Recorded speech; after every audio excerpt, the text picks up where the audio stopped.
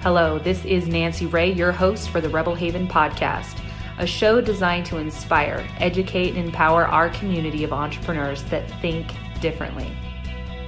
For as in the words of the great and late Steve Jobs, the ones who are crazy enough to think they can change the world are the ones that do. Liftoff. We have a liftoff. 32 minutes past the hour. Liftoff on Apollo 11. I have a dream that one day it's one small step for man, one giant leap for mankind.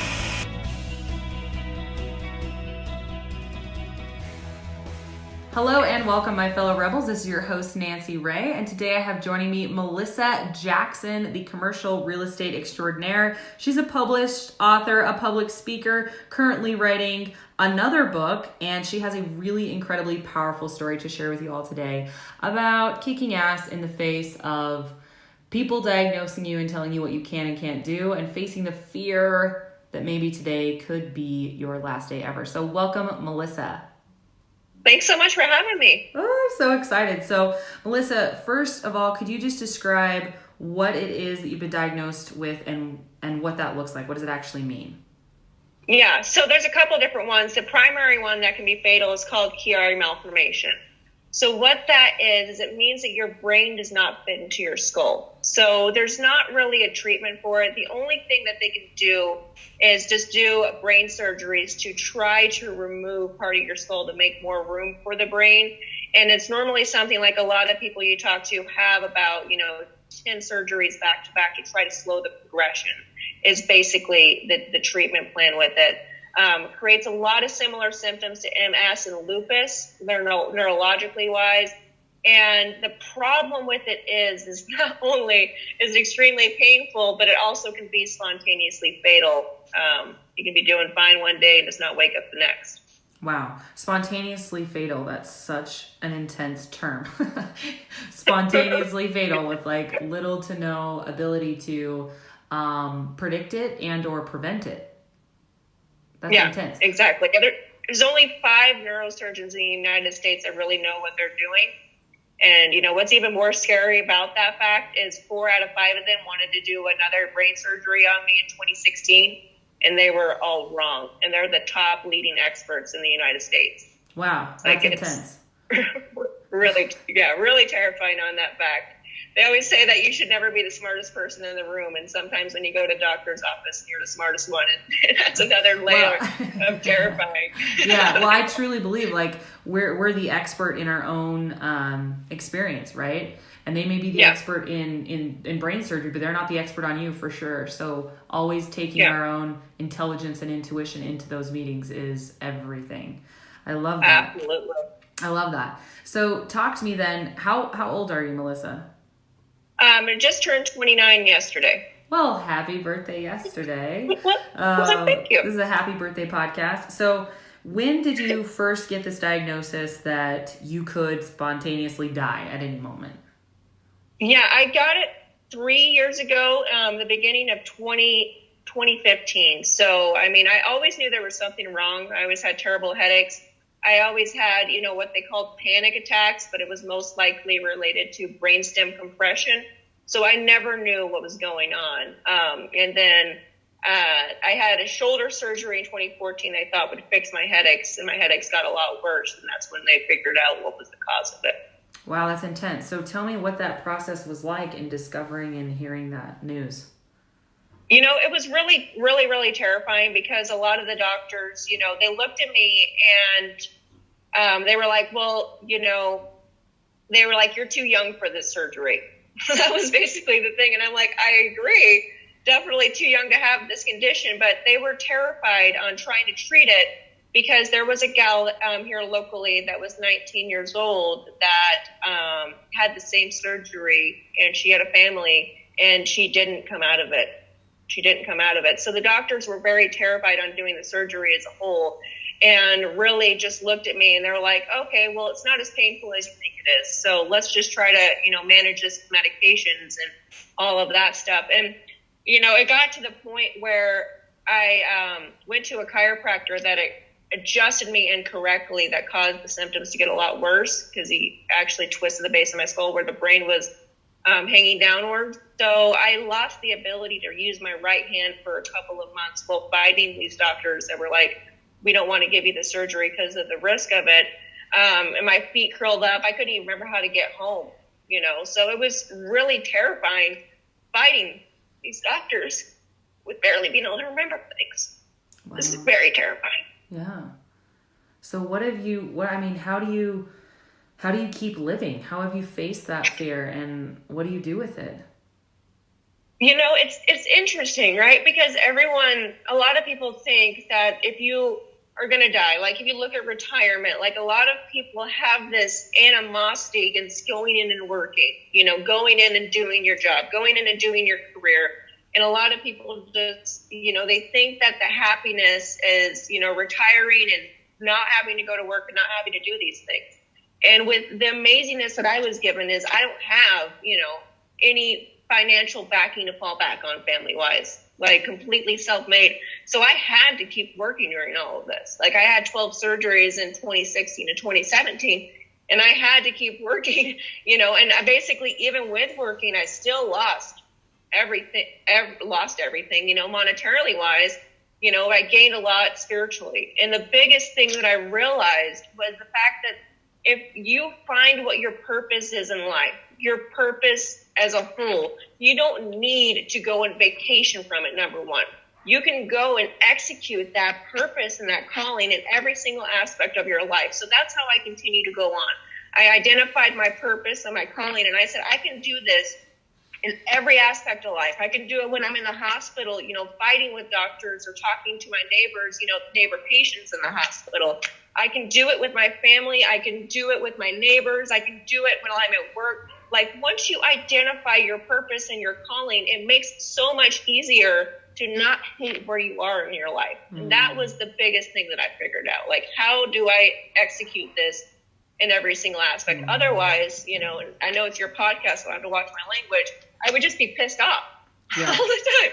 I would just be pissed that I had to go to work. Yeah. Well, and you can be totally explicit. We have explicitly categorized our podcast. So not because we need to be, using potty mouth, but because I want people to not feel the need to edit themselves, right? Like sometimes when you say the word fuck, it just really accurately describes the energetic movement that you're trying to describe, right? Like that intensity. So this is so inspiring, Mallisa. It's so incredibly beautiful. And this is something I believe for a long, long time. It's time to retire the idea of retirement. Absolutely. Retire the idea of retirement. If you are living your life in such a way that you can't wait to be done with it, there's a problem there. And absolutely. You mentioned when we were talking about this before we hit record that this diagnosis has been a gift to you. I would love to hear more about that. Yeah, so it was a big gift because we all think that we have tomorrow, right? We're like, tomorrow I'm going to get in shape. Tomorrow I'm not going to hate my job. Tomorrow I'm going to have that conversation with my family member, my significant other, my work colleague that I really, really need to talk about, that's been bothering me for so many years. Like we always procrastinate for tomorrow. And once you realize that you are only given today, like I could die spontaneously, but let's be honest, everyone's dying. Like everyone can. Like maybe my percentage is higher, but everyone can. It allows you to stop settling, one, for mediocrity in your life by not executing your dreams, and two, stop settling with things that are not making you happy. Like I lost weight drastically. Why? Because I didn't like where I was at in my body. I worked harder than I ever did. Why? Because I want to fulfill and reach my highest and best potential. I stopped procrastinating and started executing. I love that. That is so badass. Well, the truth is, like, how many people could get that diagnosis? And maybe you could speak to this. Maybe you had moments where you, like, considered the two paths, right? Like, the one path being, like, just give up. Like, just feel sorry for yourself. how easy would that be to do that? That would be, and so easy to justify inside your own head. And so many people would even be like, yeah, of course. So talk to me about that. Yeah, and I definitely went through that 120%. But I'm releasing a poetry book that's called Fork in the Road. And I wrote this poem called Fork in the Road years and years and years and years ago, because I believe every single day, every decision, we're faced with a fork in the road. We can either be a victim, or we can become the toxic person, or we can become the person that causes victims, that goes out there and hurts people, or we can find the beauty in it. And ultimately, I hit that fork in the road, and I unfortunately took the wrong side on the fork in the road for a very long time. I was very depressed. I was, very pissed off. I'd worked up to 4 jobs to put myself through college. I literally just turned 25 years old enough to get disability and life insurance. Got diagnosed with this 3 months later before I, got that. And I still can't get disability or life insurance. Like, no one will give it to me until I don't have surgeries for 5 years. Like, literally I was angry. I was extremely angry. And I did go through that victimhood mentality. I did. But you have to evaluate and say, okay, you're in that fork in the road. Which decision are you going to make? Are you going to sit there and think that you're the only person going through this shit? Or are you going to actually realize that you can use this as a weapon for good? And that, after I felt sorry for myself for a very long time, that was the decision that I was faced with. And it was the best decision that I've ever, made.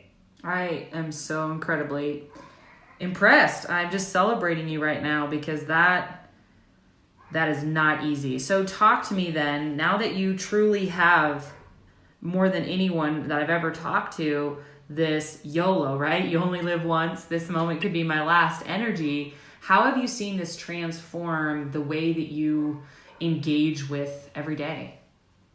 Yeah. Well, I was always a very shy and self-criticizing person, and always would basically enable people, for lack of a better term, right? I'd always believe that maybe I was wrong, and I definitely could be, but I'd always, not stick up for myself, for lack of a better term. And once you realize that all of these doctors, if I would have followed their advice, I would have died 10 times. Let's keep it real. Once you realize that doctors, these highest paid surgeons, literally, if I would have taken their advice, I found the surgeon that treated me through YouTube videos. He was the one neurosurgeon out of the 5 that did not almost do a second brain surgery that would have killed me. And I went to him, I said, okay, I think this is what's making it look like I need a second brain surgery. I want to do this. And he was like, I 100% agree with you. I think you're right. I think if you do another brain surgery, you're going to die. And I had a second brain surgery booked.